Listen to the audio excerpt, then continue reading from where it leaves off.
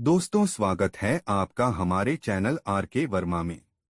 दोस्तों, दरवाजा खुलते ही सिपाही धड़धड़ाते हुए भीतर घुस पड़े। डर के मारे नयाज थर-थर कांप रहा था।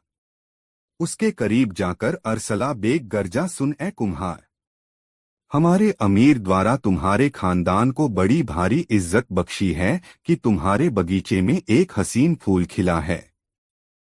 इस हसीन गुलाब से वह अपने महल की शोभा बढ़ाना चाहते हैं। कहाँ है तुम्हारी बेटी? यह सुनते ही बूढ़े नयाज की आंखों के सामने अंधेरा छा गया। सिपाही अंदर घुस पड़े और रोती बिलखती गुलजान को घसीटकर बाहर ले आए। उसकी चीख सुनकर बूढ़ा नयाज कांपता हुआ धरती पर गिर पड़ा और बेहोश हो गया। अरसला बेग ने सिपाहियों की तरफ देखा। बेचारा खुशी बर्दाश्त न कर पाने के कारण बेहोश हो गया है। होश आने पर महल में आकर शुक्रिया अदा करेगा। चलो। मुल्ला नसरुद्दीन बचताबचाता एक ऐसी जगह जा छिपा जहां से पूरा नजारा साफ साफ देखा जा सकता था। झाड़ियों के पीछे से उसे नयाज के घर का फाटक, दो सिपाही और एक शख्स दिखाई पड़े। वह शख्स कोई और नहीं, खुद जाफर था। अच्छा लंगड़े कुत्ते, तो यह सब तेरी करतूत है?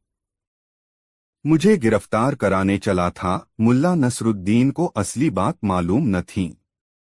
वह अपनी ही गोटियां फिट कर रहा था, मगर पूरे घर की तलाशी लेने के बाद तुझे खाली हाथ ही लौटना पड़ेगा लंगड़े। लेकिन अगले ही पल मुल्ला नसरुद्दीन इस प्रकार चौंका मानो उसका पांव जलते तवे पर पड़ गया हो। सिपाही उसकी प्रेमिका गुलजान को घसीटते हुए बाहर ला रहे थे। बेचारी गुलजान छूटने के लिए न केवल हाथ पांव फेंक रही थी, बल्कि बुरी तरह चीख चिल्ला भी रही थी। सिपाहियों ने उसे कसकर पकड़ा हुआ था। वे उसे ढालों की दोहरी कतार से घेरकर ले जा रहे थे। यह देखकर मुल्ला नसरुद्दीन के तनबदन में आग सी लग गई। मुल्ला नसरुद्दीन ने देखा कि सिपाही उधर से ही गुजरने वाले हैं जिधर वह छिपा हुआ है। मुल्ला नसरुद्दीन ने अपनी कमर से बंधी म्यान में से छोटा सा खंजर निकाल लिया और दुबककर जमीन पर घुटनों के बल बैठ गया। कुछ देर बाद जाफर उसके आगे से निकला। जैसे ही उसने हाथ उठाकर जाफर पर वार करना चाहा, वैसे ही एक मजबूत हाथ ने उसके हाथ को वहीं दबा दिया। यह हाथ यूसुफ लोहार का था। चुपचाप पड़े रहो, तुम अकेले हो और वे 20। तुम उस बेचारी की कोई मदद तो नहीं कर पाओगे, बल्कि अपनी जान से हाथ धो बैठोगे। मेरी बात को समझने की कोशिश करो। काफिला आगे निकल गया।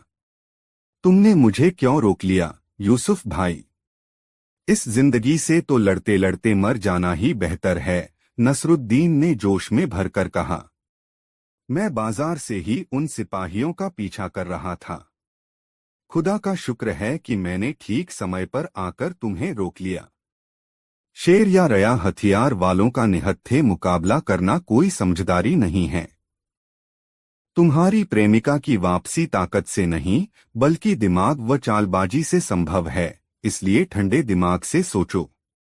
मत भूलो कि ठंडा लोहा हमेशा ही गर्म लोहे को काटता है। लोहार किसी बुजुर्ग की भांति उसे समझा रहा था। शुक्रिया लोहार भाई। मैं सचमुच आवेश में आ गया था, मगर अब मैं तुम्हें भरोसा दिलाता दिलाता हूं कि मैं अपनी बुद्धि, बल और हथियारों का कभी भी दुरुपयोग नहीं करूंगा। यह कहकर मुल्ला नसरुद्दीन ने लोहार से विदा ली। मुल्ला नसरुद्दीन जब वापस जा रहा था तो उसने सिपाहियों से पीछे छूट गए जाफर को लंगड़ाते हुए अपनी ओर आते देखा। जाफर की नजर भी उस पर पड़ चुकी थी, लेकिन उसे देखते ही वह लपककर एक घर में घुस गया और अंदर से सांकल चढ़ा ली। मुल्ला नसरुद्दीन क्रोध से चीखा, सावधान सांप के बच्चे जाफर! मैंने सब कुछ देख सुन लिया है, और अब तू भी सुन ले कि जिस तालाब से मैंने तुझे बचाया था, एक दिन तुझे उसी में डुबोकर मारूंगा। ये मुल्ला नसरुद्दीन की सौगंध है। कहकर वह तेजी से आगे बढ़ गया। दोस्तों कहानी कैसी लगी कमेंट में जरूर बताएं। दोस्तों मुल्ला नसरुद्दीन सीधा उस दुकान पर पहुंचा जहां 2 महीने पहले उसने अपना असली परिचय देकर नयाज कुम्हार के लिए 400 तनके जुटाने के लिए नीलामी का सामान एकत्र किया था। उसी दिन से मुल्ला नसरुद्दीन से तुंदियल उचित अवसर देखकर मुल्ला नसरुद्दीन ने उसे पुकारा। अली। अली ने चौंक कर द्वार की ओर देखा। सामने खड़ी एक स्त्री को देखकर वह हकबकाया। सामने तो एक औरत खड़ी है, फिर यह मर्दाना आवाज कहां से आई? बुरके में से मुल्ला नसरुद्दीन पुनः बोला। अली, तुमने मुझे पहचाना नहीं? अल्लाह के बंदे, मुझे यूं न घूरो। क्या तुम्हें जासूसों की आशंका नहीं है? मैं हूं मैं। और फिर चारों ओर से नजरें बचाकर चाय वाला उसे चायखाने के पिछवाड़े एक भंडार में ले गया। वहां खाली केतलियां तथा ईंधन आदि रखा था। एकदम शांति थी वहां। धीरे से मुल्ला नसरुद्दीन फुसफुसाया। अली, मेरे गधे को तुम अपने पास रख लो। तुम इसे खिलाना पिलाना व तैयार रखना। मुझे कभी भी इसकी आवश्यकता पड़ सकती है। मैं आकर ले जाऊंगा। किसी को भी मेरा भेद पता नहीं लगना चाहिए। अली ने सावधानीपूर्वक द्वार बंद किया। फिर पलटकर पूछा, मगर तुमने यह जनानी पोशाक क्यों धारण की हुई है? इसलिए कि मैं महल जाऊंगा।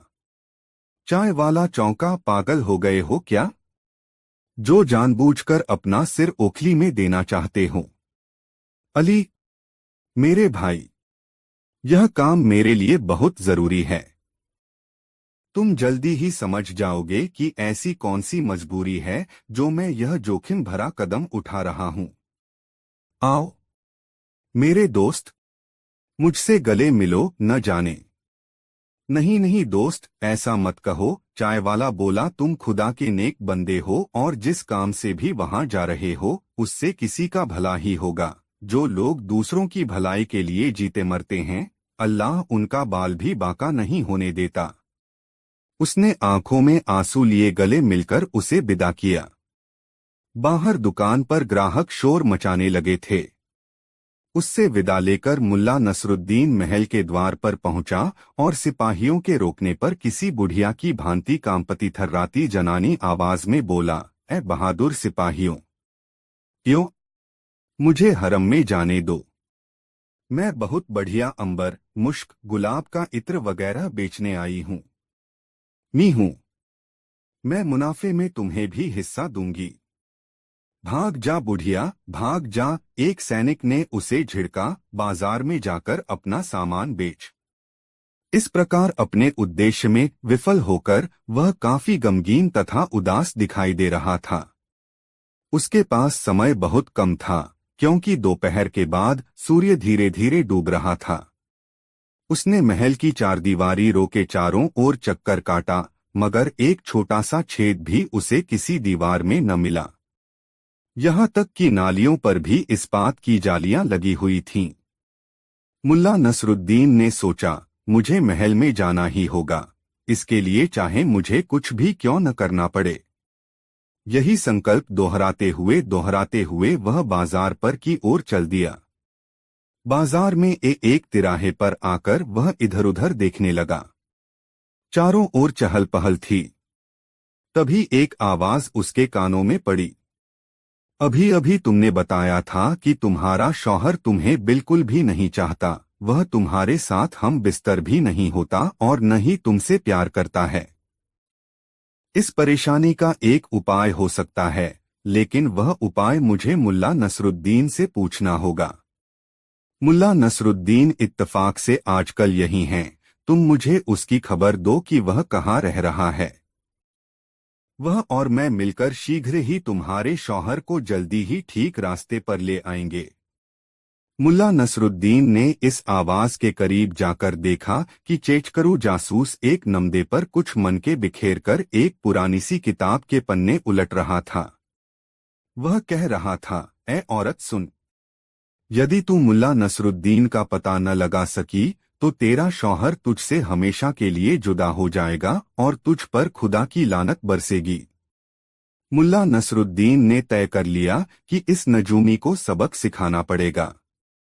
वह नमदे के सामने बैठ गया और बोला, दूसरों के भाग्य का हाल बताने वाले ए नजूमी, मेरे भी भाग्य का हाल बता। यह कहकर उसने उसके मन के बिखेर दिए। नजूमी को गुस्सा आ गया। ए औरत, तुझ पर खुदा की मार है, मौत अपना काला साया साया तेरे सिर पर डाले हुए है। यदि तुम मुल्ला नसरुद्दीन का पता लगा सके तो तुझ पर से मौत का साया हट सकता है। उसके चारों ओर भीड़ लग चुकी थी। अच्छी बात है, मुल्ला नसरुद्दीन बोला, मैं मुल्ला नसरुद्दीन को ले आऊंगी। बना चेचकरू जासूस चौंका, अच्छा तो तू उसे कब? यह सुनते ही नजूमी बनाचे तक मेरे पास ला सकती है। यही है वो तो, तुम्हारी आंखों के सामने। जरा आंखें खोलकर देखो, कहाँ है यहाँ? वह पागलों की भांति इधर उधर देखने लगा, फिर बोला, मुझे तो कहीं नजर नहीं आ रहा। फिर नजूमी होने का नाटक क्यों कर रहे हो? क्या तुम ग्रहों की चाल देखकर अनुमान नहीं लगा सकते कि वह तुम्हारे पास ही है? लो देखो, ये रहा मुल्ला नसरुद्दीन, कहकर उसने अपना नकाब उलट दिया। बोल, मुझसे क्या पूछना चाहता है? तू झूठा है, अमीर का जासूस है, तू नजूमी नहीं है, बल्कि इन भोले भाले मासूम लोगों को धोखा दे रहा है।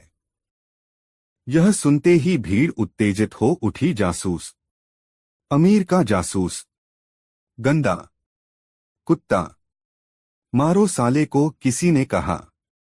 यह सुनते ही चेचकरू जासूस ने अपना नमदा लपेटा और पूरी ताकत लगाकर अमीर के महल की ओर दौड़ पड़ा। महल के मुख्य द्वार के पास एक सीलन युक्त कोठरी में ढेरों सिपाही अलसाए से बैठे थे। चेचकरू वहां पहुंचा और पागलों की भांति चिल्लाया, नसरुद्दीन, मुल्ला नसरुद्दीन। वह बाजार में औरत के वेश में घूम रहा है। यह सुनते ही सारे के सारे सिपाहियों के जिस्म में जैसे बिजली सी भर गई। सभी ने अपने अपने हथियार संभाले और द्वार की ओर झपट पड़े। हर कोई एक ही बात कह रहा था, मैं पकड़ूंगा मुल्ला नसरुद्दीन को, यह इनाम मेरा होगा। 3000 लंके, यह इनाम मुझसे बचकर जाएगा कहाँ? जैसे ही सिपाही बाजार की ओर झपटे वैसे ही चारों ओर हड़बड़ी मच गई। लोग जान बचाकर इधर उधर भागने लगे। औरतें अपनी इज्जत बचाने के लिए सिर पर पाँव रखकर जिधर मुंह उठा उधर ही भाग लीं। इस भगदड़ में न जाने कितने बच्चे नीचे गिरकर पैरों तले रुंध गए। एक सिपाही ने औरत का नकाब उलट दिया। औरत भय से चीख उठी। दूसरे सिपाही भी वहां मौजूद औरतों से कुछ इसी प्रकार की हरकतें कर रहे। चारों ओर चीख पुकार मच गई। पूरे बाजार में किसी भी औरत का नकाब सलामत नहीं बचा।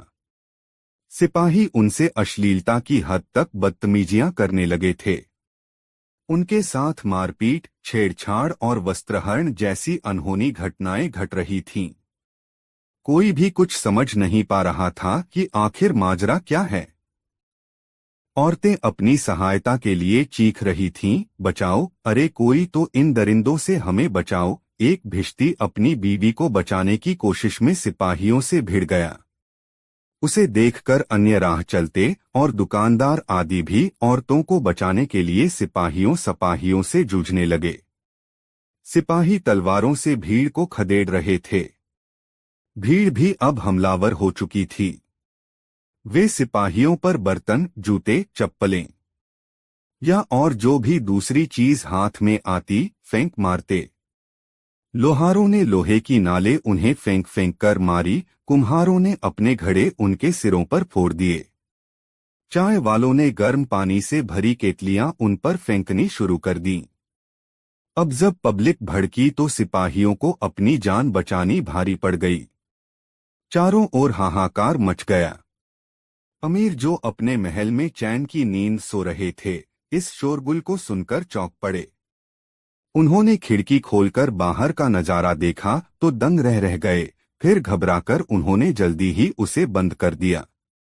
अभी हलक फाड़कर वे किसी को पुकारने ही वाले थे कि बख्तियार घबराया हुआ दौड़कर भीतर दाखिल हुआ। उसके चेहरे पर हवाइयां उड़ रही थीं। उसने कांपते हुए अमीर के आगे सिर झुकाया। हाँ हुजूर हुजूर। अबे आगे भी तो बेग कहाँ मर गया? तोपे तैनात हैं। अरसला बोल कमबख्त। कुछ कहाँ पर अरसला बेग भी काम पता हुआ अमीर के सामने आ गया। वह घुटनों के बल जमीन पर गिर पड़ा और गिड़गिड़ाते हुए बोला, मेरे आका, मैं आपका गुनहगार हूं। मेरा सिर धड़ से जुदा करने का हुक्म जारी करें। कहते कहते वह रो ही पड़ा।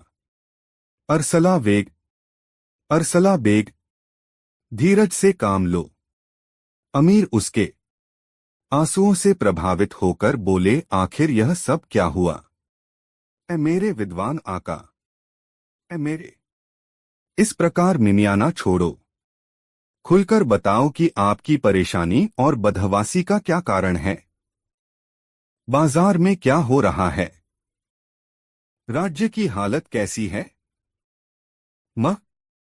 मुल्ला नसरुद्दीन, मेरे आका, वह औरत के वेश में घूम रहा है। यह सब उसी की करतूत है मेरे मालिक। मैं लाख कोशिश के बाद भी उसे पकड़ नहीं सका। मेरा सिर कलम करवा दीजिए, अरसला बेग ने पश्चाताप करते हुए कहा। यह सुनते ही अमीर ने अपना सिर थाम लिया। उसकी आंखों के सामने अंधकार सा छा गया और उसे ऐसा लगा मानो वह गम की गहरी खाई में डूबता चला गया हो। दोस्तों, यह कहानी आपको कैसी लगी कमेंट बॉक्स में जरूर बताएं।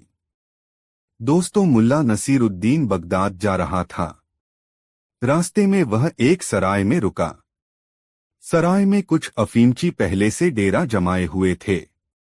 जब मुल्ला नसीरुद्दीन पर उनकी नजर पड़ी तो उन्होंने उसे अपनी चैकड़ी में शामिल कर लिया।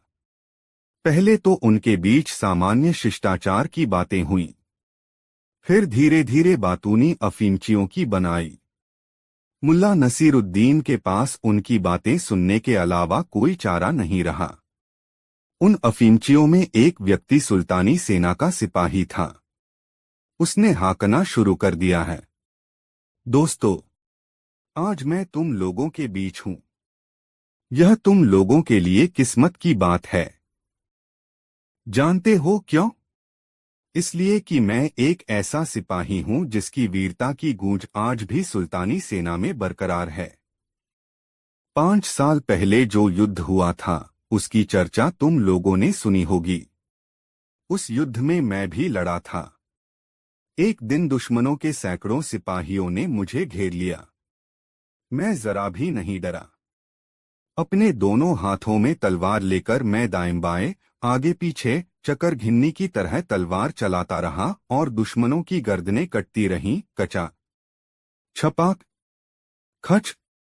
थोड़ी देर में ही दुश्मन सेना के सारे सिपाहियों की लाशें युद्धभूमि में बिछ गईं। मुल्ला नसीरुद्दीन अब तक उस सिपाही की बातें बड़े गौर से सुन रहा था। उस सिपाही के चुप होते ही मुल्ला नसीरुद्दीन ने अपनी दाढ़ी सहलाते हुए कहा, मैंने भी एक बार दुश्मन सेना के सिपाही के दोनों पैर तलवार के एक ही प्रहार से उड़ा दिए थे। खचाक। मुल्ला नसीरुद्दीन ने तलवार चलाने का अभिनय करते हुए कहा। अफीमचियों की तंद्रा अचानक टूटी और वे मुल्ला नसीरुद्दीन की तरफ अचरज भरी नजरों से देखने लगे। उनमें से एक ने मुल्ला नसीरुद्दीन से पूछा, क्यों भाई, तुमने सिर क्यों छोड़ दिया? पैर क्यों काट दिए? इसमें कोई राज की बात है तो बताओ। राज की बात क्या खाक होगी, मुल्ला नसीरुद्दीन ने हंसते हुए कहा। अरे भाइयों, मैंने दुश्मन के दोनों पैर इसलिए काटे थे कि उसके सिर पहले ही धड़ से अलग किए जा चुके थे। मुल्ला नसीरुद्दीन की बात सुनकर सभी हंसने लगे। उनको हंसता छोड़कर मुल्ला नसीरुद्दीन अपने कमरे में चला आया। मुल्ला नसीरुद्दीन जब बुखारा में था तब उसकी शोहरत बुलंदियों पर थी। बुखारा के अमीर लोग मुल्ला नसीरुद्दीन की सोहबत पसंद करते थे। जब कभी किसी रईस के घर कोई दावत होती तो वहां से मुल्ला नसीरुद्दीन का बुलावा अवश्य आता। मुल्ला नसीरुद्दीन भी ऐसी दावतों में जाना पसंद करता था क्योंकि इससे कई तरह के लोगों से मिलना जुलना हो जाता था और आसपास घटित हो रही घटनाओं की जानकारी भी मिल जाती थी। एक दिन मुल्ला नसीरुद्दीन को बुखारा के एक बड़े रईस ने अपने घर दावत पर बुलाया। रईस के घर उसके पोते ने जन्म लिया था। पोते के जन्म से रईस बहुत खुश था। उसने बड़ी शान से पोते के जन्म का जश्न मनाने का फैसला किया था। इसलिए दावत में हर तरह के पकवान का इंतजाम उसने किया था।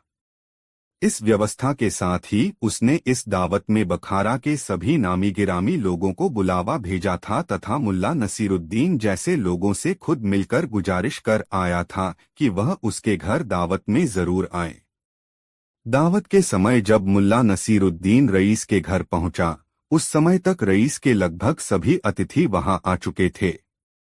अतिथियों के बीच मुल्ला नसीरुद्दीन अपनी पतली लंबी दाढ़ी और अपनी नोकदार टोपी के कारण सबके आकर्षण का केंद्र बना हुआ था। लोग चैकडियों में खड़े बातें कर रहे थे। रईस के आग्रह पर दावत आरंभ हुई। दावत के दौरान रईस ने अपनी दौलत का हर संभव प्रदर्शन किया था। सोने की थाली, चांदी के कटोरे, सोने के चम्मच का दावत के दौरान भरपूर उपयोग हुआ था। मुल्ला नसीरुद्दीन के आगे वाली पांत में भोजन करने के लिए एक नीली शेरवानी वाला आदमी बैठा हुआ था। मुल्ला नसीरुद्दीन ने देखा कि उसने सोने का एक चम्मच, जिसके बेंट पर हीरे जड़े हुए थे, अपने बाएं हाथ से उठाया और इधर-उधर देखते हुए उस चम्मच को चुपके से शेरवानी की बाईं जेब के हवाले कर दिया। यह काम उसने इतनी चालाकी से किया था कि उसकी इस हरकत का उसके पास बैठे लोगों को भी अंदाज नहीं लगा। मुल्ला नसीरुद्दीन उस व्यक्ति पर अपनी निगाहें टिकाए रहा। जब पांत में बैठे लोगों का भोजन समाप्त हो गया, तब मुल्ला नसीरुद्दीन अपनी जगह से उठा और अपनी दाढ़ी सहलाता हुआ बड़े ही नाटकीय ढंग से बोला, अजीज दोस्तों, मैं मुल्ला नसीरुद्दीन हैं। कुछ दिन पहले मैं चीन के एक जादूगर का मेहमान था। मैंने जादूगर से कुछ रोचक और रोमांचक जादू सीखी है। खुशी के इस मौके पर मैं चाहता हूं कि आप लोगों को अपना जादू दिखाऊं। लोगों को भला क्या एतराज हो सकता था। सबने एक स्वर से मुल्ला नसीरुद्दीन को जादू दिखाने के लिए कहा। मुल्ला नसीरुद्दीन ने अपनी थाली से सोने का चम्मच निकाला और सबको दिखाते हुए कहा, दोस्तों देखो, मैंने यह चम्मच अपनी शेरवानी की बाईं जेब में रखी। अच्छा बताओ, चम्मच कहाँ है? सबने कहा, आपकी शेरवानी की बाईं जेब में। मुल्ला नसीरुद्दीन ने तपाक से कहा, गलत। फिर उसने दावत देने वाले रईस से कहा, जनाब, आप जरा नीली शेरवानी वाले महाशय की शेरवानी की बाईं जेब में हाथ डालकर देखें। मुझे लगता है कि चम्मच वही है। रईस ने नीली शेरवानी वाले की बाईं जेब में हाथ डाला तो उसके हाथ में चम्मच आ गया। सबने मुल्ला नसीरुद्दीन की कला का स्वागत ताली बजाकर किया, लेकिन नीली शेरवानी वाला शख्स मुल्ला नसीरुद्दीन से आंखें भी नहीं मिला पाया। दोस्तों, मुल्ला नसीरुद्दीन बहुत दिनों के बाद बुखारा आया हुआ था। जैसे जैसे उसके पहचान के लोगों को मुल्ला नसीरुद्दीन के बुखारा में होने की जानकारी मिल रही थी, वैसे वैसे मुल्ला नसीरुद्दीन के पास मिलने आने वालों की संख्या में इजाफा हो रहा था। मुल्ला नसीरुद्दीन खुश था। उसे लगा बुखारा आने का निर्णय गलत नहीं था। लोग इतने अरसे बाद भी उसे भूले नहीं हैं। बुखारा में मुल्ला नसीरुद्दीन के चाहने वालों की कमी नहीं थी। सेठ करीम उसके प्रशंसकों में एक था। सेठ को पैसे की कोई कमी नहीं थी। उसने मुल्ला नसीरुद्दीन के आने की खुशी में बुखारा के चुनिंदा लोगों के लिए दावत का आयोजन अपने घर पर कर लिया और मुल्ला नसीरुद्दीन को लेकर अपने घर चला गया। उसके रहने खाने पीने की व्यवस्था उसने अपने घर पर ही की। मुल्ला नसीरुद्दीन के तेज दिमाग, रोशन चेहरे और हाजिर जवाबी का वह कायल था तथा चाहता था कि उसकी निकटता हासिल कर वह मुल्ला नसीरुद्दीन से हाजिर जवाबी का कोई गुर सीख ले। अपने इसी उद्देश्य के तहत वह मुल्ला को अपने घर ले आया था और उसकी शान में दावत देने के पीछे उसकी मंशा थी कि लोग जान लें कि मुल्ला नसीरुद्दीन के साथ सेठ करीम की निकटता है। मुल्ला नसीरुद्दीन की आवभगत जिस तरह सेठ करीम ने की थी, उससे मुल्ला नसीरुद्दीन भी सेठ करीम के प्रति उदार हो गया था और सोच रहा था कि किसी तरह वह सेठ करीम के इस उपकार का बदला चुका दे। खैर, दावत का दिन आ गया। सेठ करीम के घर को दावत के ख्याल से खूब सजाया गया था। लोगों को बैठाने और जिमाने के लिए जगह जगह पर खिदमतगार खड़े थे। इतनी चाकचौबंद व्यवस्था थी कि कोई चूक निकालना मुश्किल था। अतिथि आने लगे थे। भोजन परोसे जाने में अभी देरी थी। मुल्ला नसीरुद्दीन को एक ऊंचे तख्त पर बैठाया गया था ताकि दावत में आने वाला हर शख्स उसे देख सके कि यही वह शख्स है जिसकी शान में सेठ करीम ने इतनी बड़ी दावत दी है। मुल्ला नसीरुद्दीन उस तख्त पर बैठकर आने वाले अतिथि को देख सकता था। उसने दरवाजे से एक गोलमटोल से आदमी को प्रवेश करते देखा। देखने में काफी संपन्न दिख रहे इस व्यक्ति ने कीमती और सजीला लिबास पहन रखा था। उसकी चाल में विशेष किस्म की अकड़ थी तथा उसकी मूछ बड़ी रोबीली थी।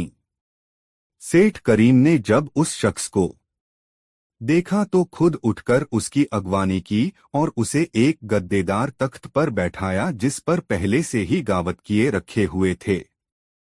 मुल्ला ने उस व्यक्ति को देखकर अनुमान लगाया कि जरूर यह सेठ करीम का कोई रिश्तेदार होगा, अन्यथा यह खुद आगे बढ़कर उसकी अगवानी नहीं करता। थोड़ी ही देर के बाद सेठ करीम उस व्यक्ति को साथ लेकर मुल्ला नसीरुद्दीन के पास आया तथा उससे मुल्ला का परिचय कराते हुए कहा, ये हमारे बड़े बहनोई हैं रहमत अली। बड़े ही रसूख वाले इंसान हैं। पूरे बुखारा में इनके जैसी साख वाला कोई व्यापारी नहीं है। जुबान पर लाख करोड़ का हिसाब रहता है और इशारों पर करोड़ों की लेन देन हो जाती है। औपचारिकतावश मुल्ला नसीरुद्दीन अपने तख्त से उठा और रहमत अली का अभिवादन किया। भोजन से पहले जलपान परोसा जाने लगा। मुल्ला नसीरुद्दीन ने गौर किया कि भुने हुए काजू, पिस्ता और अखरोट से लोग मुट्ठियां भरने में लग गए हैं। मुल्ला के पास भी एक तश्तरी में भुने हुए मेवे आ गए और मुल्ला एक एक दाना उछालकर अपने मुंह में डालने लगा तथा आसपास के बदले हुए माहौल को देखने महसूसने में मग्न हो गया। लोग सूखे मेवों पर टूट से पड़े थे। तभी मुल्ला की नजर दूर बैठे रहमत अली पर पड़ी। रहमत अली मेवा खा भी रहा था और अपनी शेरवानी के आगे वाली जेबों में लोगों की नजर बचाकर मुट्ठी भर भर कर मेवा ठूंस भी रहा था। वह जहां बैठा था वह जगह ऐसी थी जहां पर आम अतिथियों की नजर नहीं पड़ सकती थी। बहुत देर तक मुल्ला नसीरुद्दीन बैठकर रहमत अली की कारगुजारी देखता रहा। जब जलपान समाप्त हो गया तब रहमत अली हाथ धोने के लिए अपने स्थान से उठा और दूसरी तरफ से मुल्ला नसीरुद्दीन भी उसके पास आ गया। जिस समय रहमत अली अपना हाथ धो रहा था उसी समय पानी का एक बर्तन उठाकर मुल्ला नसीरुद्दीन ने रहमत अली की शेरवानी की आगे वाली जेब में पानी डालना शुरू कर दिया। रहमत अली कुछ समझता कि मुल्ला नसीरुद्दीन ने एक जेब छोड़कर दूसरी जेब में भी पानी डालना शुरू कर दिया। मुल्ला नसीरुद्दीन की इस कारगुजारी पर रहमत अली मुल्ला को डांटने लगा, अरे तुम्हारा दिमाग खराब हो गया है क्या? तुमने तो मेरी शेरवानी ही खराब कर डाली।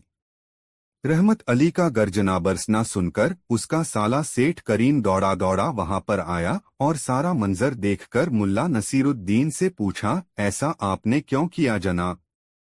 मुल्ला नसीरुद्दीन ने तुरंत रहमत अली की शेरवानी में हाथ डाला और एक मुट्ठी भुने हुए काजू निकालकर सेठ करीम को दिखाते हुए कहा, सेठ करीम, मैंने बहुत देर तक आपके रिश्तेदार की जेब को खाते देखा मगर उसे पानी पीते नहीं देखा, तो यह सोचकर उसे पानी पिलाने लगा कि इतना खाने पर तो किसी को भी प्यास लग सकती है, तो जेब को भी लगी होगी। मुल्ला नसीरुद्दीन की मासूमियत से कही गई बात सुनकर वहां मौजूद लोग हंसने लगे और रहमत अली की हालत ऐसी हो गई कि काटो तो खून नहीं।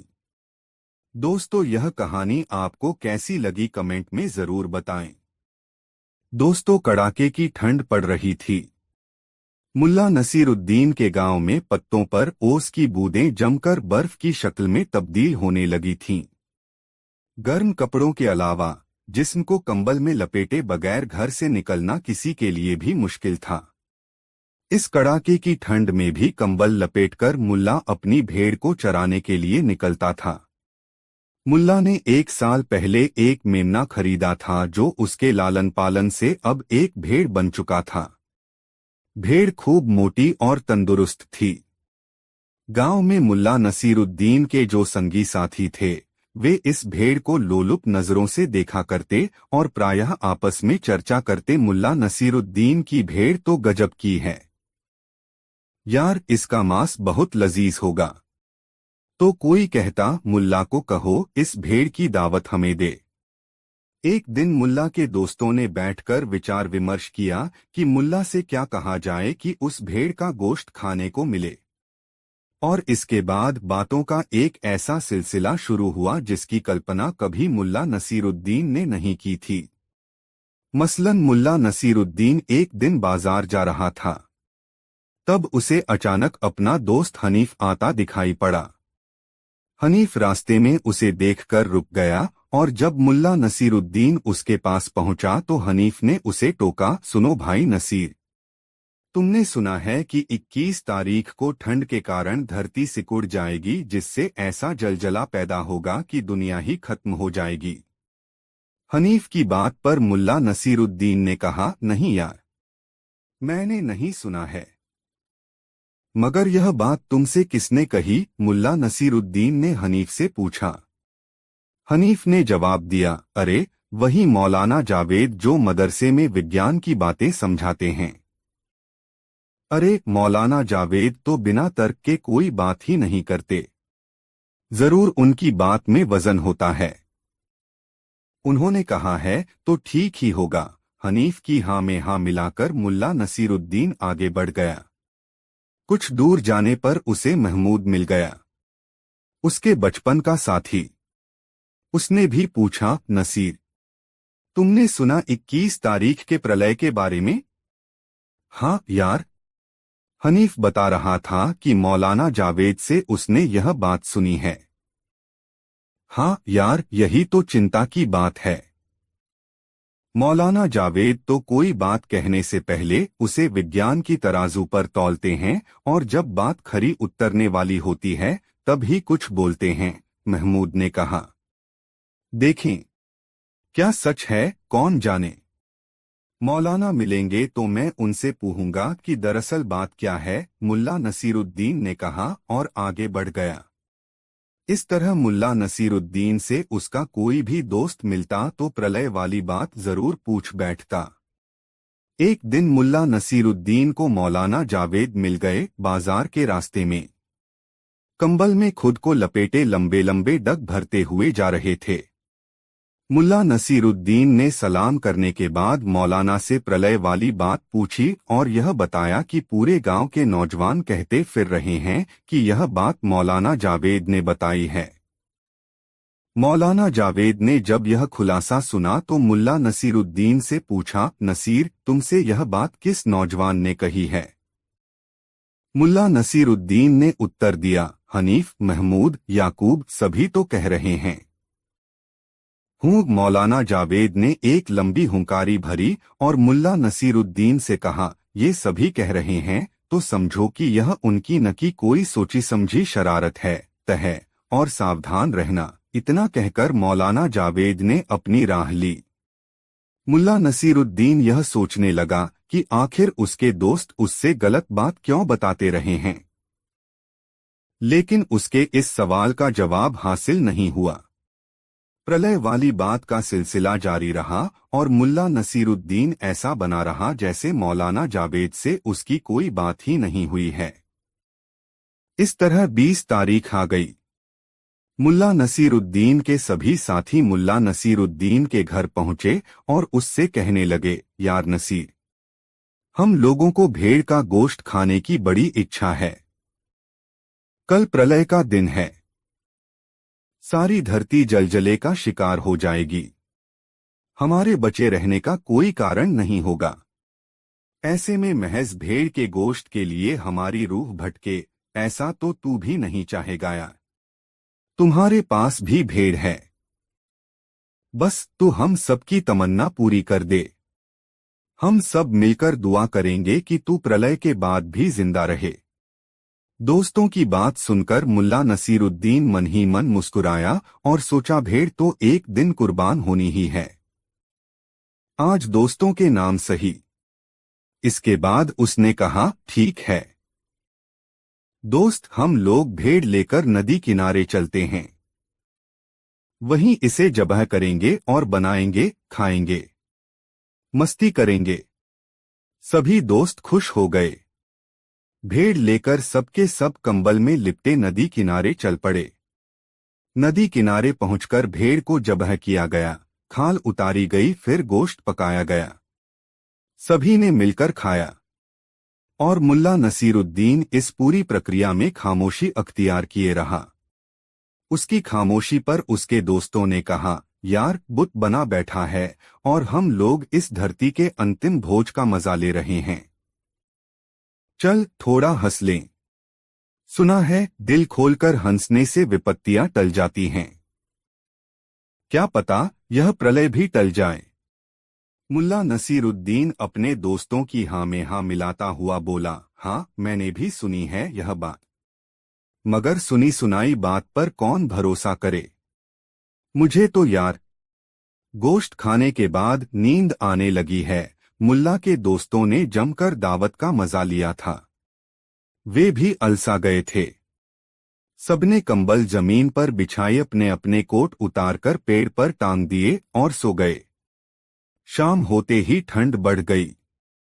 मुल्ला नसीरुद्दीन ने सभी दोस्तों के कोट पेड़ से उतारे और उन्हें एक जगह पर रखकर जला दिया। जलते कोटों की गर्मी से ठंड से राहत मिली। 2 घंटे और बीत गए। जब कोट का अलाव ठंडा हुआ तब मुल्ला नसीरुद्दीन के दोस्तों की नींद ठंड के कारण टूट गई। वे अलसाए हुए जगे। थोड़ी देर के बाद उनकी नजर उस ओर गई जहां उन लोगों ने अपने कोट टांगे। वहां कोट नहीं देखकर उन लोगों ने मुल्ला से पूछा, अरे यह क्या, कहाँ गए कोट? मुल्ला नसीरुद्दीन ने कहा, कल प्रलय होने वाला है, फिर कोट की जरूरत ही क्या। ऐसा सोचकर मैंने कोट जलाकर यहाँ गर्मी की थी। दोस्त एक दूसरे का चेहरा देख रहे थे, उनके मुंह से कोई बोल नहीं फूट पाया। दोस्तों वीडियो को एक लाइक जरूर करें। दोस्तों जिस तरह मुल्ला नसीरुद्दीन को चाहने वालों की कमी नहीं थी, उसी तरह उससे जलने वालों की भी कमी नहीं थी। उससे ईर्ष्या रखने वाले हमेशा ऐसे अवसर की ताक में रहते थे जिसमें उन्हें उसकी खिल्ली उड़ाने का मौका मिल जाए। एक दिन मुल्ला नसीरुद्दीन सुबह की सैर करने निकला था। हमेशा की तरह उसने लंबा चोगा और सलवार पहन रखा था। पांव में नक्काशीदार जूती थी और सिर पर नोकदार लंबी टोपी। अपनी दाढ़ी सहलाता हुआ मुल्ला अपनी गली में लंबे डग भर रहा था कि उसका एक पड़ोसी जो कहीं से आ रहा था, रास्ते में ठोकर लगने के कारण गिर पड़ा। मुल्ला नसीरुद्दीन उस समय उसके पास ही था, इसलिए बिना समय गवाए उसने उसे उठाया और उसके कपड़ों की गर्द झाड़ने लगा तो देखा उस व्यक्ति के पाजामे से घुटने के पास खून रिस रहा है। मुल्ला को यह समझते देर नहीं लगी कि उस व्यक्ति का घुटना गिरने के कारण जख्मी हो गया है। मुल्ला नसीरुद्दीन ने उस व्यक्ति से कहा, अपना पाजामा घुटने तक उठा लो, मैं गेंदा के पौधे के पत्ते तोड़ लाता हूं, उसका रस लगा देने से तुम्हारा जख्म भर जाएगा, खून गिरना तो तुरंत बंद हो जाएगा। इतना कहकर मुल्ला नसीरुद्दीन बिना किसी की इजाजत लिए एक घर के आगे सजावट के लिए लगाए गए गेंदे के पौधों से कुछ पत्तियां तोड़ने लगा। यह अहाता जिसमें गेंदा के पौधे लगाए गए थे रहमत खान का था। रहमत खान मुल्ला नसीरुद्दीन से बैर रखता था। उसे इस बात की रंजिश थी कि एक के ही मोहल्ले में रहते हैं वे मुल्ला नसीरुद्दीन को दूर दूर तक लोग जानते और मानते हैं, जबकि मुल्ला नसीरुद्दीन की माली हैसियत उसके आगे कुछ भी नहीं है और उसे कोई नहीं जानता। मानने की तो बात ही जुदा है। जब रहमत खान ने मुल्ला नसीरुद्दीन को गेंदा के पत्ते तोड़ते देखा तो उसके तन बदन में आग लग गई। जलन से वह सुलग उठा और झल्लाई आवाज में बोला, मियां नसीर, यह क्या कर रहे हो? गेंदा के पौधे मैंने घर की शोभा के लिए लगाए हैं और तुम उसके पत्ते नोच रहे हो, वह भी बिना इजाजत।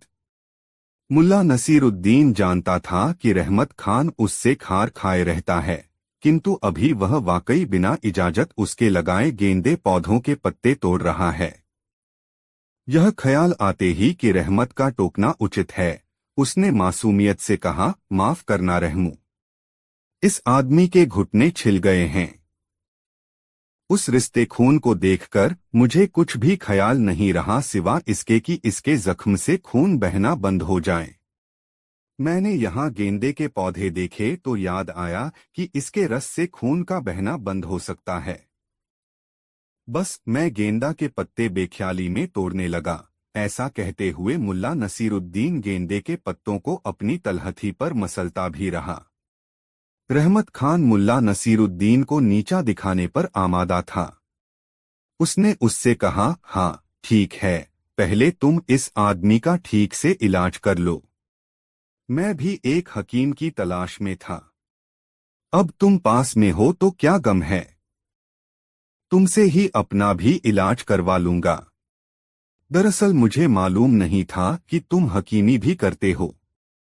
मुल्ला नसीरुद्दीन रहमत खान की बातों में छुपे व्यंग्य को समझ रहा था, मगर उसकी बातों पर ध्यान दिए बिना ही उसने उस चोटिल व्यक्ति के जख्म पर गेंदे के पत्तों का रस टपकाया। वाकई खून का बहना रुक गया। वह व्यक्ति मुल्ला नसीरुद्दीन को धन्यवाद कहता हुआ विदा हो गया। तब तक रहमत खान अपने दरवाजे पर खड़ा रहकर मुल्ला नसीरुद्दीन की हकीमी देख रहा था। जब मुल्ला नसीरुद्दीन अपने काम से मुक्त हुआ तब रहमत खान ने मुल्ला नसीरुद्दीन को व्यंग्य भरी ती से देखते हुए कहा, हो तो हकीम साहब, मुझे भी आपसे इलाज करवाना है। आप तो खुदाई खिदमतगार हैं, मेरा भी भला करें। मुल्ला नसीरुद्दीन समझ रहा था कि रहमत खान उसका मजाक उड़ा रहा है, मगर अपनी शैली में जीने का आदि मस्तमलंग मुल्ला अपने पड़ोसी रहमत खान की व्यंग्यबुझी बातों से अप्रभावित रहा और मुस्कुराते हुए पूछा, बताओ तो सही, तकलीफ क्या है?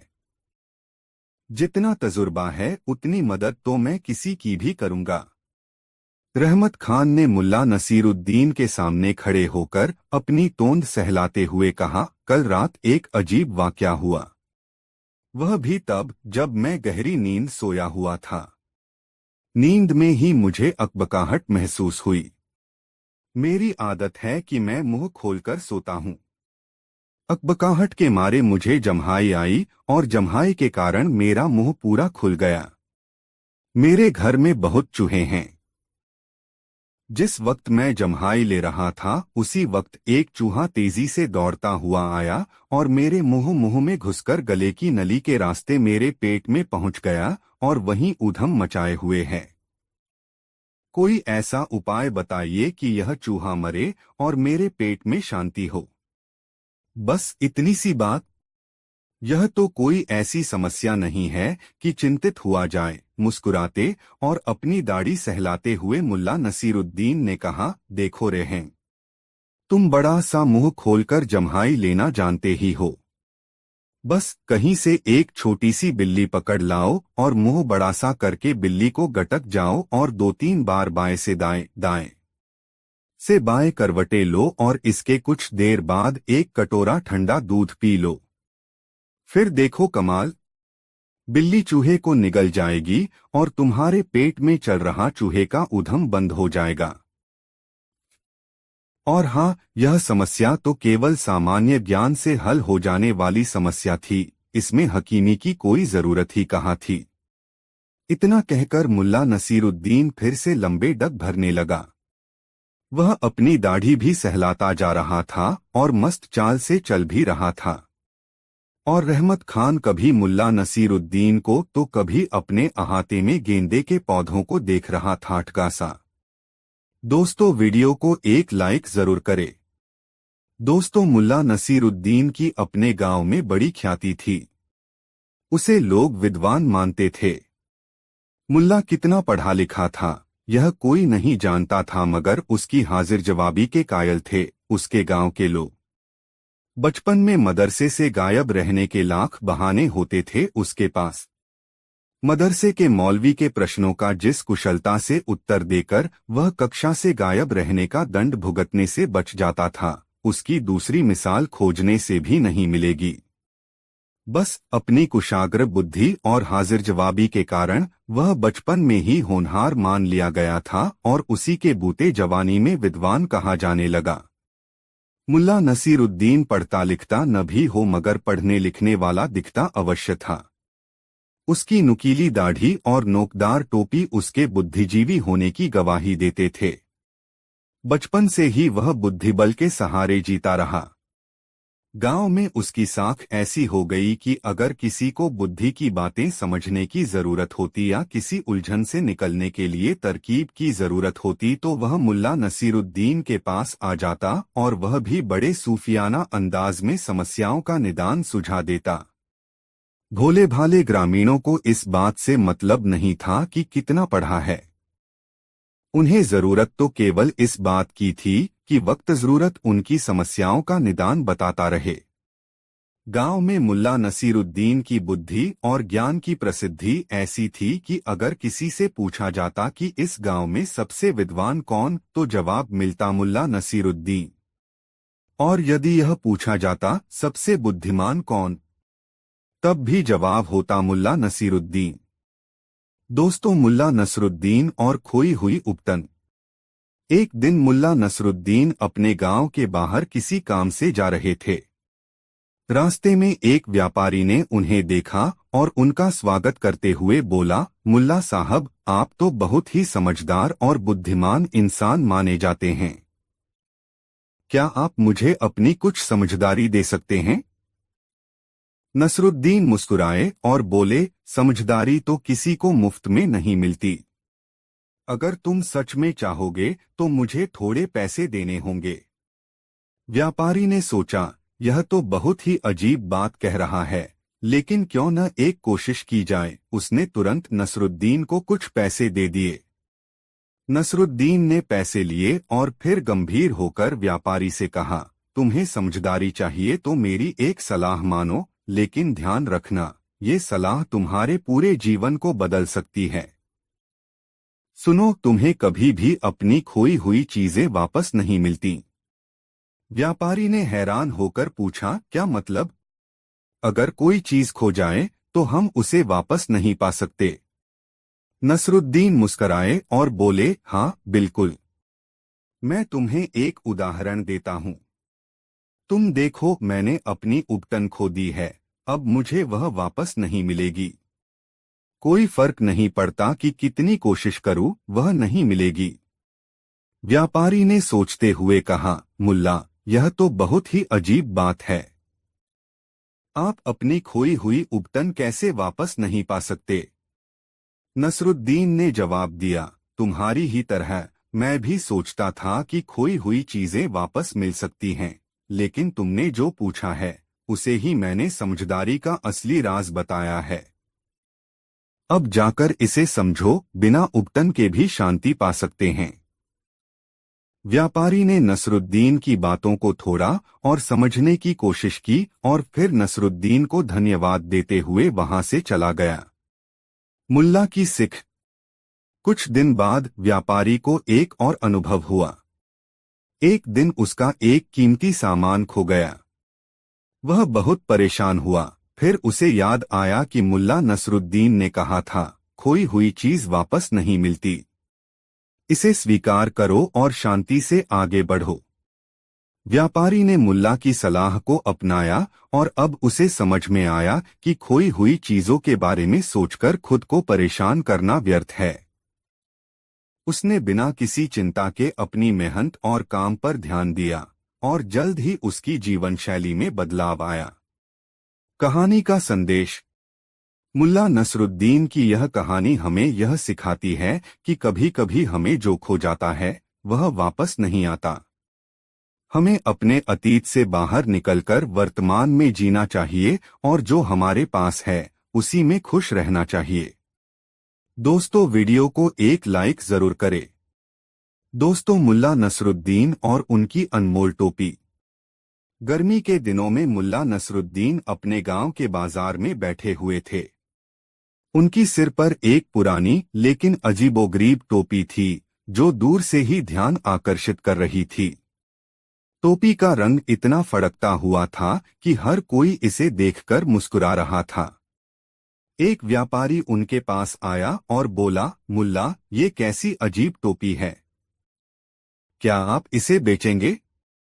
मुल्ला ने अपनी दाढ़ी पर हाथ फेरा और गंभीरता से कहा, यह कोई साधारण टोपी नहीं है। यह टोपी अनमोल है। इसे पहनने वाला हमेशा सुखी रहता है। लेकिन इसे मैं बेचूंगा तो कीमत होगी 100 सोने के सिक्के। व्यापारी हंसा और बोला, 100 सोने के सिक्के इस फटेहाल टोपी के लिए? तुम मजाक कर रहे हो मुल्ला। मुल्ला नसरुद्दीन मुस्कुराए और बोले, मजाक नहीं दोस्त, यह टोपी किसी की भी किस्मत बदल सकती है। लेकिन अगर तुम इसे नहीं खरीद सकते तो कोई और खरीद लेगा। टोपी का प्रभाव। थोड़ी ही देर में एक और आदमी जो कि गांव का अमीर जमींदार था मुल्ला के पास आया। उसने टोपी को ध्यान से देखा और पूछा, मुल्ला, यह टोपी क्यों इतनी महंगी है? मुल्ला ने रहस्यमय अंदाज में कहा, यह टोपी पहनने वाले को हर परेशानी से बचाती है। इसे पहनने से मन शांत रहता है और व्यापार में मुनाफा होता है। जमींदार ने सोचा, अगर ये सच है तो 100 सोने के सिक्के देना कोई बड़ी बात नहीं है। उसने तुरंत 100 सोने के सिक्के निकाले और टोपी खरीद ली। गांव वालों की प्रतिक्रिया। जमींदार ने बाजार में टोपी पहनकर घूमना शुरू कर दिया। उसने खुद को बहुत खास महसूस करना शुरू कर दिया। गांव वाले उसे देखकर हंसने लगे, लेकिन जमींदार को लगा कि वे उसकी किस्मत की टोपी की वजह से जल रहे हैं। दूसरे दिन जमींदार ने अपने व्यापार में मुनाफा कमाया। उसने सोचा कि यह सब टोपी का असर है। अब हर कोई उस टोपी को खरीदना चाहता था। मुल्ला की नई योजना। मुल्ला ने देखा कि उनकी टोपी मशहूर हो गई है। उन्होंने अपनी अलमारी से एक और पुरानी टोपी निकाली, उसे चमकदार रंगों से सजाया और बाजार में घोषणा कर दी, दूसरी टोपी आ गई है, लेकिन अब कीमत 200 सोने के सिक्के हैं। गांव वाले लाइन में लग गए। एक एक करके सबने टोपी खरीदी। असली ज्ञान। कुछ दिनों बाद गांव का ही एक आदमी मुल्ला के पास आया और बोला, मुल्ला, ये टोपी तो कोई जादू नहीं करती, ये तो सिर्फ एक साधारण टोपी है। मुल्ला ने हंसते हुए कहा, दोस्त, टोपी में कोई जादू नहीं है। असली जादू तो तुम्हारे विश्वास में है। जब तुमने सोचा कि टोपी तुम्हारी किस्मत बदलेगी, तुमने खुद मेहनत करनी शुरू कर दी। असली टोपी तुम्हारे दिमाग में है। कहानी की सीख। यह कहानी हमें सिखाती है कि विश्वास और मेहनत से ही सफलता मिलती है। जादू टोने या बाहरी चीजों से ज्यादा हमारी सोच और कार्य ही हमें आगे बढ़ाते हैं। दोस्तों, कहानी कैसी लगी कमेंट में जरूर बताएं। दोस्तों, मुल्ला नसरुद्दीन और खोया हुआ ऊंट। एक दिन मुल्ला नसरुद्दीन अपने गांव के पास वाले शहर जा रहे थे। रास्ते में उन्हें कुछ लोग मिले जो परेशान और चिंतित नजर आ रहे थे। उनमें से एक ने मुल्ला से कहा, ओ मुल्ला, क्या आपने एक भूरे रंग का ऊंट देखा है? वह हमारा ऊंट कहीं खो गया है। मुल्ला नसरुद्दीन ने अपनी दाढ़ी सहलाते हुए कहा। क्या वह ऊंट लंगड़ा है? आदमी हैरान होकर बोला। हाँ, बिल्कुल। यह तो सही है। लेकिन आपको कैसे पता? मुल्ला ने फिर पूछा। क्या ऊंट की पीठ पर भारी सामान लदा हुआ था, एक तरफ चीनी और दूसरी तरफ चावल? आदमी और भी ज्यादा चकित हुआ। जी हाँ, बिल्कुल। आप तो जैसे हमारे ऊंट को अच्छी तरह जानते हैं। मुल्ला ने अगला सवाल पूछा। और क्या ऊंट ने रास्ते में अपने पैरों के निशान छोड़ते हुए दाएं तरफ ज्यादा झुकाव बनाया था? आदमी अब पूरी तरह से आश्वस्त हो गया कि मुल्ला ने ऊंट को जरूर देखा होगा। वह बोला। मुल्ला साहब, आप हमारे ऊंट के बारे में इतना सब कुछ जानते हैं। कृपया हमें बताइए कि आपने उसे कहाँ देखा? मुल्ला की चतुराई। मुल्ला ने गंभीरता से कहा। मैंने तुम्हारे ऊंट को देखा ही नहीं है। यह सुनकर लोग गुस्से से भर गए। तुमने देखा नहीं तो फिर इतनी सारी बातें कैसे बता दी? तुम हमारा मजाक उड़ा रहे हो। मुल्ला नसरुद्दीन मुस्कुराए और समझाने लगे। सुनो, मैंने देखा कि रास्ते में एक पैर के निशान बाकी 3 पैरों के मुकाबले हल्के थे, इसलिए मुझे समझ में आ गया कि ऊंट लंगड़ा है। फिर मैंने देखा कि जमीन पर चीनी की कुछ बूंदें और चावल के कुछ दाने गिरे हुए थे, इसलिए अंदाजा लगाया कि उसके ऊपर ये सामान लदा था। और जहां तक ऊंट के झुकाव की बात है, पैरों के निशान देखकर समझ आया कि वह दाईं तरफ झुककर चल रहा था। लोग हैरान रह गए। उन्होंने कहा, मुल्ला, तुम्हारी बुद्धिमानी का तो कोई जवाब नहीं। लेकिन इससे हमारा ऊंट तो वापस नहीं मिलेगा। मुल्ला का मजेदार जवाब। मुल्ला ने हंसते हुए कहा, ऊंट ढूंढना तुम्हारा काम है। मैं तो सिर्फ यही बता सकता हूं कि तुम उसे कैसे खो बैठे। कहानी की सीख। मुल्ला नसरुद्दीन की इस कहानी से हमें यह सीख मिलती है कि बुद्धिमानी हर जगह काम आ सकती है, लेकिन कभी कभी लोग समझने की बजाय अपनी समस्या के लिए दूसरों को जिम्मेदार ठहराने लगते हैं। इस कहानी में मुल्ला ने अपनी चतुराई से यह साबित कर दिया कि बिना ऊंट देखे भी उसके बारे में बहुत कुछ बताया जा सकता है, बस निरीक्षण करने की कला होनी चाहिए। दोस्तों, मुल्ला नसरुद्दीन और उनका अजीब घर। एक बार मुल्ला नसरुद्दीन अपने गांव से बाहर एक छोटे से कस्बे में गया। रास्ते में उसने देखा कि एक घर की दीवारों पर कुछ अजीब सी चीजें पड़ी थीं, रंग बिरंगे कपड़े, जूते, बर्तन और किताबें हर जगह बिखरी हुई थीं। नसरुद्दीन को बहुत हैरानी हुई और वह घर के अंदर जाने का फैसला करता है। घर के दरवाजे पर दस्तक देते हुए वह कहता है, क्या तुम यहाँ रहते हो? अंदर से एक आवाज आती है, हाँ, कौन है? नसरुद्दीन घर में घुसता है और देखता है कि घर में एक आदमी बैठा है जो बहुत गंदा और अस्तव्यस्त लग रहा है। उस आदमी की पोशाक भी बहुत अजीब थी, जैसे वह बहुत दिनों से नहाया नहीं हो। मुल्ला नसरुद्दीन उससे पूछता है, तुम इस घर में क्यों रहते हो? यह तो बहुत गंदा और अस्तव्यस्त है। आदमी हंसते हुए जवाब देता है, यह घर मेरी तरह है। मैं इसे ठीक करने की कोशिश करता हूँ, लेकिन कभी कुछ नया जुड़ जाता है और फिर से सब बिखर जाता है।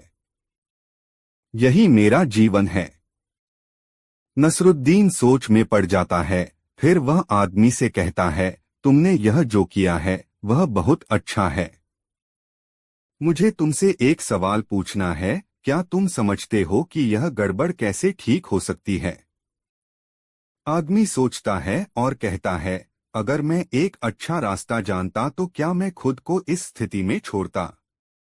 नसरुद्दीन हंसते हुए कहता है, तो फिर तुम मुझे क्या सलाह दोगे?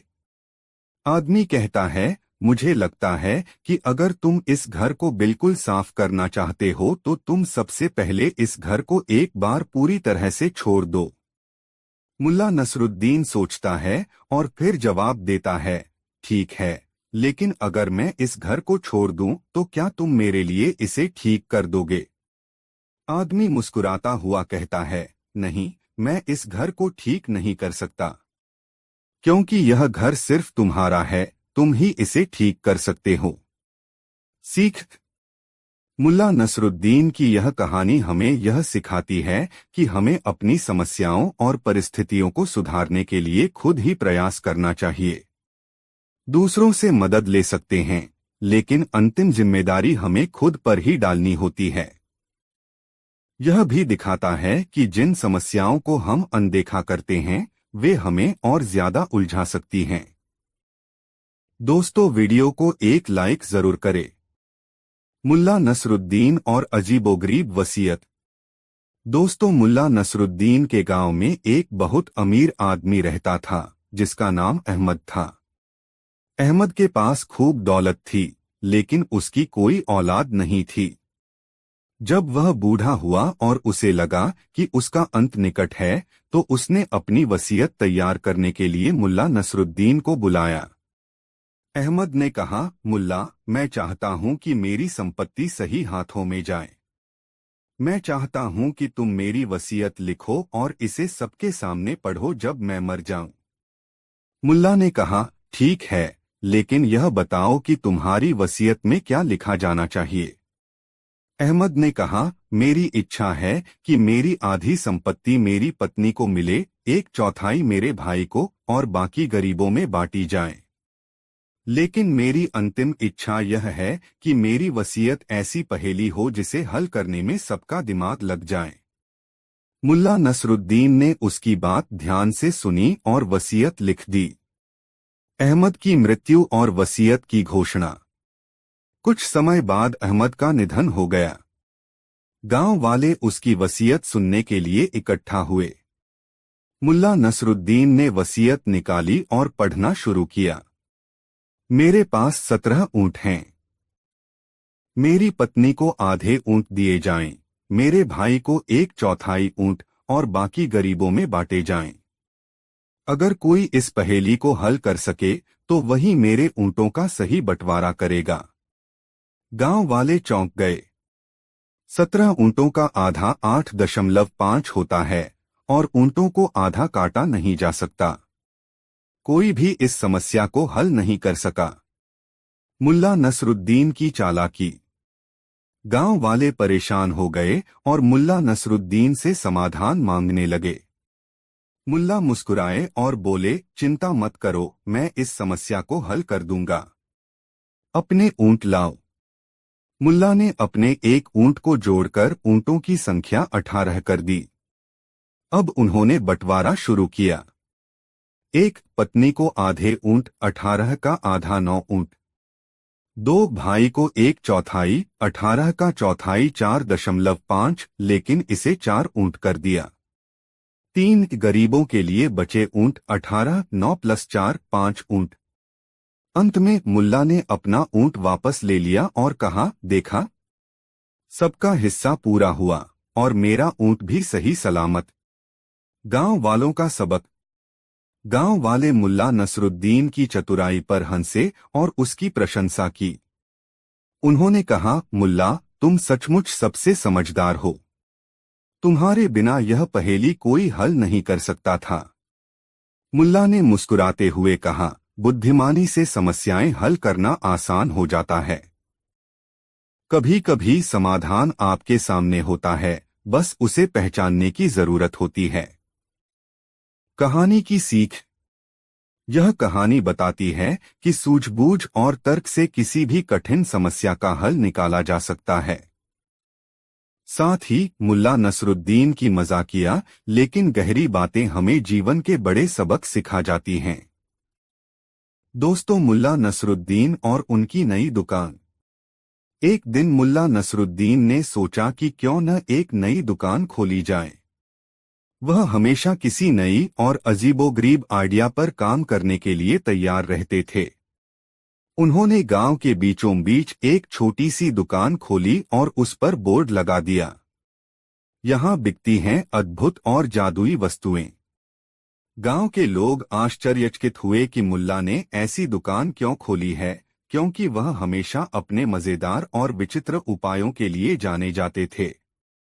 लोग उत्सुकता से दुकान में आने लगे और मुल्ला उन्हें एक एक करके अपनी जादुई वस्तुएं दिखाने लगे। पहली वस्तु आत्मा की चप्पलें। मुल्ला ने सबसे पहले एक जोड़ी चप्पलें निकाली और कहा, यह चप्पलें खास हैं। अगर आप इन्हें पहनेंगे तो आपको हर समय सही रास्ता मिलेगा। यह चप्पलें आपकी आत्मा को सही दिशा दिखाती हैं। गांव वाले हंसी में बोले, मुल्ला, यह क्या अजीब चीज है। क्या चप्पलें आत्मा को दिशा दिखा सकती हैं?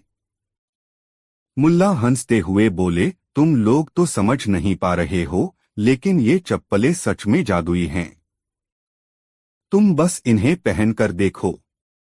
कुछ लोगों ने मजाक में चप्पलें पहन लीं और फिर वे सारा दिन इधर उधर घूमते रहे, यह सोचते हुए कि क्या वाकई उन्हें सही दिशा मिल रही है। मगर अंत में वे थककर वापस मुल्ला के पास आ गए। दूसरी वस्तु गम भुलाने वाली टोपी। मुल्ला ने एक और वस्तु दिखाई, एक बड़ी सी टोपी। उसने कहा, यह टोपी तुम्हें हर दुख और गम से निजात दिलाएगी। अगर तुम इसे पहनोगे तो तुम्हें कभी भी दुख नहीं होगा। गांव वाले मुस्कुराते हुए टोपी पहनने लगे। लेकिन जैसे ही वे टोपी पहनते, उनके गम और समस्याएं खत्म होने की बजाय और बढ़ने लगीं। एक आदमी बोला, मुल्ला, ये टोपी तो मेरी परेशानियां और बढ़ा रही है। मुल्ला हंसी के साथ बोले, तुमने कहा था कि तुम्हें गम नहीं चाहिए था, लेकिन असल में यह टोपी तुम्हारे गम को तुम्हारे सामने लाती है, ताकि तुम उनसे निपट सको। तीसरी वस्तु जादुई घड़ी। फिर मुल्ला ने एक घड़ी निकाली और कहा, यह घड़ी जादुई है। यह तुम्हें भविष्य में होने वाली किसी भी घटना का पूर्वानुमान देती है। गांव वाले हैरान हो गए और घड़ी देखने लगे। एक आदमी ने घड़ी का निरीक्षण करते हुए कहा, यह तो सामान्य घड़ी जैसी लग रही है, इसमें क्या खास बात है। मुल्ला ने मुस्कुराते हुए जवाब दिया, तुम अगर इसे ध्यान से देखोगे तो ये तुम्हें भविष्य दिखाएगी, लेकिन यह भविष्य भी तुम्हारे दिमाग की कल्पना पर आधारित होगा। यह घड़ी तुम्हें वही दिखाती है जो तुम देखना चाहते हो। अंत में सिखाया हुआ पाठ।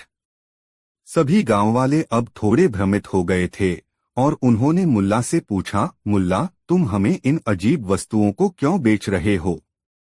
मुल्ला नसरुद्दीन ने हंसते हुए कहा, असल में मैं इन वस्तुओं के जरिए तुम्हें यह सिखाना चाहता था कि जिन चीजों को हम जादुई समझते हैं, वे असल में हमारी मानसिकता और सोच पर निर्भर करती हैं।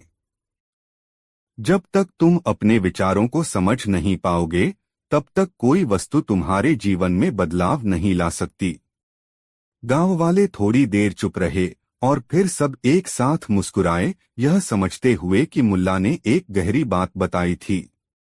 कहानी का सार। मुल्ला नसरुद्दीन की यह कहानी हमें यह सिखाती है कि जादू और जादुई वस्तुएं केवल बाहरी होती हैं, लेकिन असल में परिवर्तन हमारे अंदर ही होता है। हमारी सोच और दृष्टिकोण से ही हम अपने जीवन में बदलाव ला सकते हैं। दोस्तों, वीडियो को एक लाइक जरूर करें। दोस्तों, मुल्ला नसरुद्दीन और ज़मीन का खजाना। एक बार मुल्ला नसरुद्दीन अपने गांव में बैठे हुए थे, जब एक आदमी उनके पास आया और बोला, मुल्ला, मुझे तुम्हारे पास एक बहुत महत्वपूर्ण सवाल पूछना है। तुम कहते हो कि तुम्हारे पास बहुत ज्ञान है, तो क्या तुम मुझे एक ऐसी चीज बता सकते हो जो मैं अपनी जिंदगी में कभी न भूलूं? मुल्ला ने मुस्कुराते हुए कहा, बिल्कुल, मैं तुम्हें ऐसा कुछ बताऊंगा जिसे तुम जिंदगी भर याद रखोगे। लेकिन इसके लिए तुम्हें थोड़ा सा काम करना होगा। आदमी ने चौंकते हुए पूछा, काम?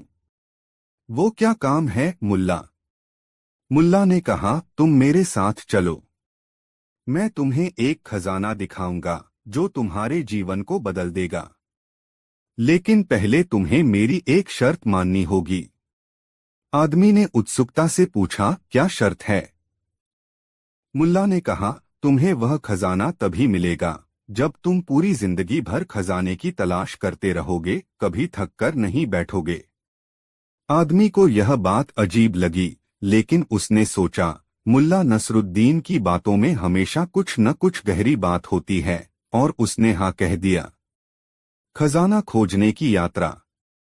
मुल्ला नसरुद्दीन और वह आदमी कुछ दिन यात्रा करते रहे। जंगलों, पहाड़ों और नदियों के किनारे किनारे चलते हुए मुल्ला ने उस आदमी को बताया, अब तुम खजाने के पास पहुंचने वाले हो। इस खजाने को खोजने में तुम्हें मेहनत करनी होगी और तुम्हें किसी भी हालत में हार नहीं माननी होगी। यह खजाना तुम्हारी मेहनत का परिणाम होगा। आदमी ने जोश में आकर कहा, मैं तैयार हूं मुल्ला। अब हम खजाना ढूंढने के लिए किसी भी मुश्किल का सामना करेंगे। अगले दिन मुल्ला और वह आदमी एक पहाड़ी की ओर बढ़े। मुल्ला ने कहा, यह पहाड़ी तुम्हारी परीक्षा है। ऊपर चढ़ने के बाद तुम देखोगे कि खजाना जमीन के नीचे दफन है। लेकिन वहां पहुंचने के लिए तुम्हें अपने संकल्प को मजबूत रखना होगा। वे दोनों पहाड़ी की चोटी पर पहुंचे। मुल्ला ने अपने दोस्त से कहा, यहां से नीचे जमीन में खजाना दफन है। लेकिन अगर तुम हार मान गए तो तुम कभी उसे पा नहीं सकोगे। आदमी ने खुद को आश्वस्त किया और खुदाई शुरू कर दी। वह दिन रात खुदाई करता रहा, लेकिन कोई खजाना नहीं मिला। धीरे धीरे वह थकने लगा और उम्मीद छोड़ने लगा। लेकिन मुल्ला ने उसे समझाया, तुम्हारी मेहनत का फल एक दिन जरूर मिलेगा। अगर तुम अभी रुक गए तो कभी नहीं जान पाओगे कि खजाना तुम्हारे पास था। आखिरकार उस आदमी ने हार मानते हुए खुदाई बंद कर दी और मुल्ला से कहा, मुल्ला, मुझे लगता है कि यह सब सिर्फ एक धोखा था। खजाना कहीं नहीं है। मैंने मेहनत की, लेकिन कोई फल नहीं मिला। अब मैं थक गया हूं। मुल्ला ने हंसते हुए कहा, ठीक है, तुमने मेहनत की और तुमने कुछ सीखा। अब तुम मेरे साथ वापस गांव चलो। मैं तुम्हें बताता हूं कि खजाना क्या था। खजाना और सच्चाई। वह आदमी और मुल्ला वापस गांव लौटे। मुल्ला ने उसे अपने घर के पास एक छोटे से बाग में ले जाकर कहा, यह वही खजाना था। तुम्हारी मेहनत ही असली खजाना थी। जिस खजाने की तुम तलाश कर रहे थे, वह तुम्हारी मेहनत, समर्पण और उम्मीद में था। आदमी को समझ में आ गया कि मुल्ला का असली संदेश क्या था। उसने मुल्ला से कहा, मुल्ला, अब मुझे समझ में आ गया है। असल में खजाना हमारी मेहनत, संघर्ष और लगातार प्रयासों में छिपा होता है। हमें उसकी कीमत तभी समझ में आती है जब हम उसे प्राप्त करने के लिए कड़ी मेहनत करते हैं। मुल्ला ने मुस्कुराते हुए कहा, हाँ, सही कहा तुमने। जो चीज हमें आसान तरीके से मिल जाती है, उसकी हमें कभी कद्र नहीं होती। लेकिन जब हम कुछ पाने के लिए संघर्ष करते हैं तो उसकी अहमियत बहुत बढ़ जाती है। सीख। मुल्ला नसरुद्दीन की यह कहानी हमें यह सिखाती है कि असली खजाना हमारी मेहनत और संघर्ष में छिपा होता है।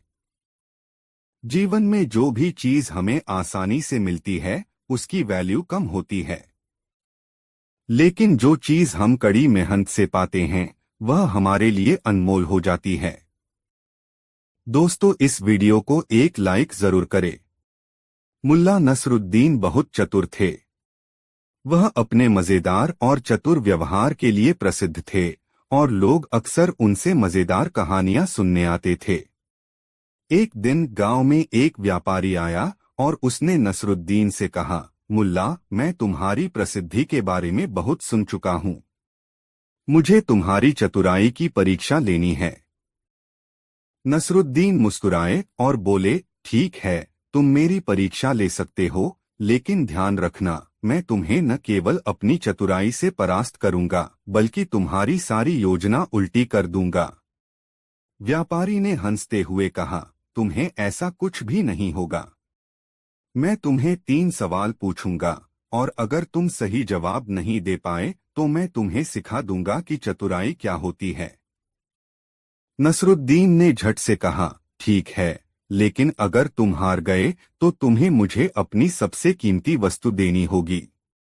व्यापारी ने सोचा कि वह मुल्ला को आसानी से हर लेगा और बोला, यह ठीक है। पहला सवाल। व्यापारी ने पहला सवाल पूछा, तुम्हारे पास 2 बर्तन हैं, एक बर्तन में पानी है और दूसरे में तेल।